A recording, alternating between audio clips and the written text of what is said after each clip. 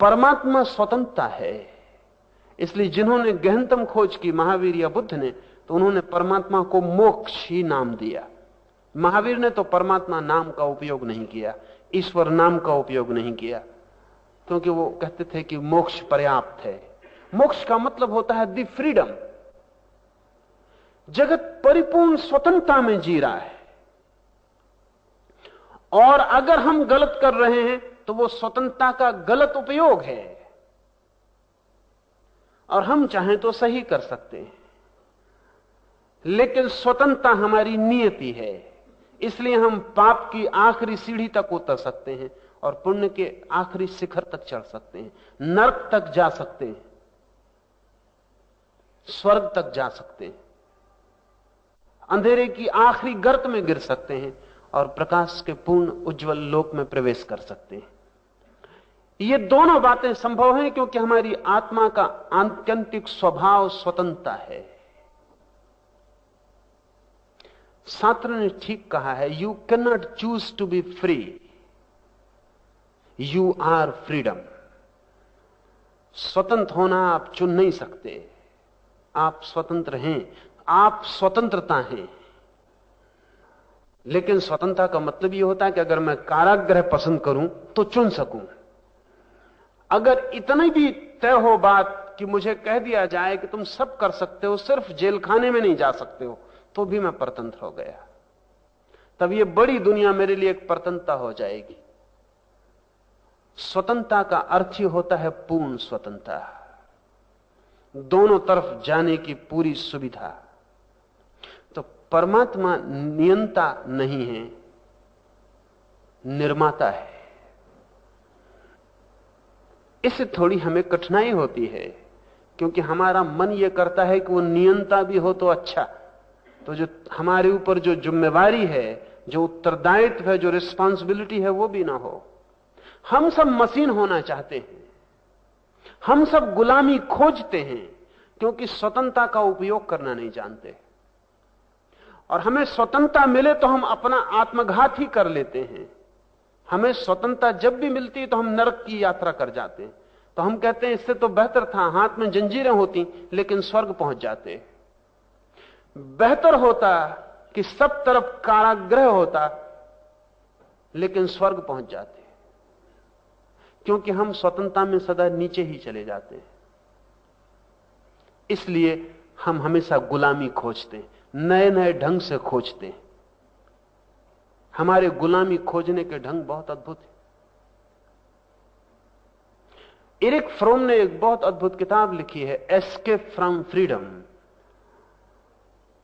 स्वतंत्रता से पलायन। फ्रोम का कहना है हर आदमी स्वतंत्रता से पलायन कर रहा है।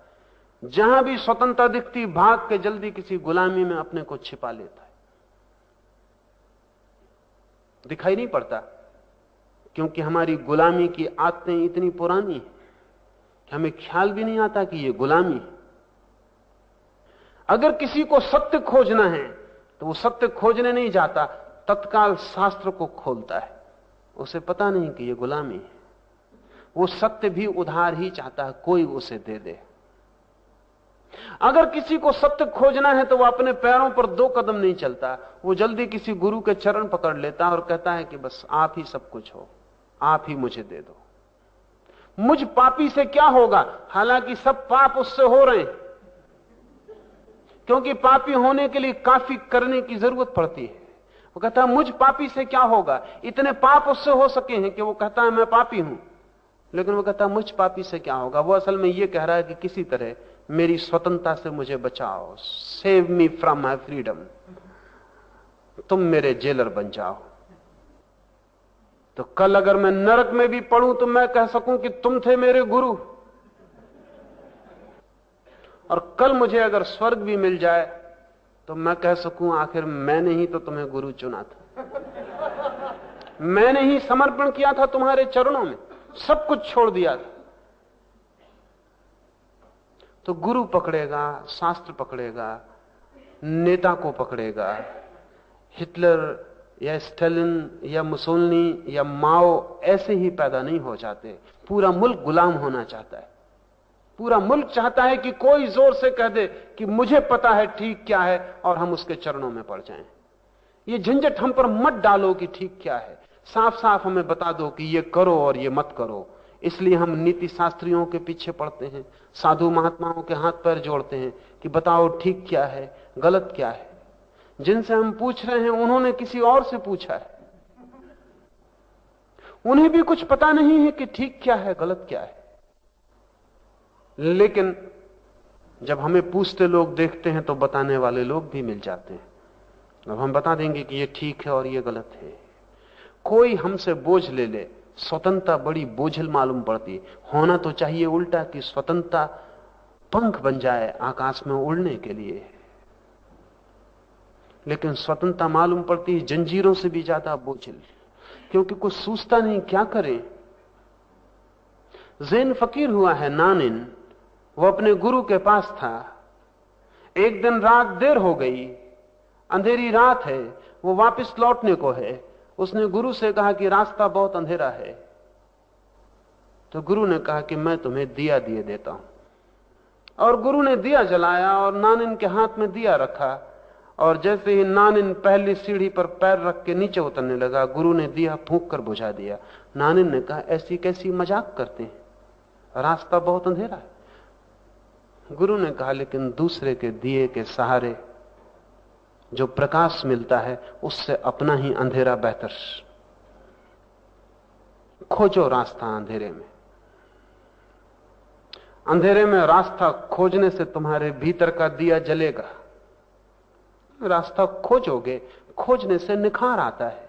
टकराओगे, गिरोगे, हाथ पैर टूटेंगे, कोई फिक्र नहीं, लेकिन आत्मा निर्मित होगी। मेरे दिए के सहारे हाथ पैर तो बच जाएंगे, लेकिन आत्मा खो जाएगी।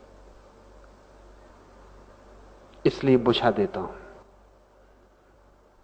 नानिन ने अपने संस्मरणों में लिखा है कि मैं उस आदमी को अब तक नहीं भूल पाया।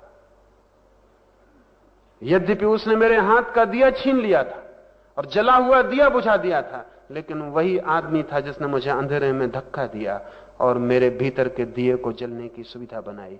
तो आज जब मेरे भीतर का दिया जल रहा है तो मैं उसे ही धन्यवाद देता हूं। स्वतंत्रता, परमात्मा भी आपके हाथ में दिया दे सकता है, और तब आप दिए के सहारे कीड़े मकोड़ों की तरह जी सकते हैं। कभी ना गिरेंगे, कभी ना भटकेंगे, नरक कभी ना आएगा, सीधे स्वर्ग में पहुंच जाएंगे। लेकिन जो स्वर्ग दूसरे के सहारे मिलता है वो नरक से भी बदतर है, क्योंकि वो स्वर्ग भी परतंत्रता होगी। जो शुभ अपना ही नहीं है, स्वयं का खोजा और जिया हुआ नहीं है, उस शुभ का होना अशुभ से भी अशुभ है।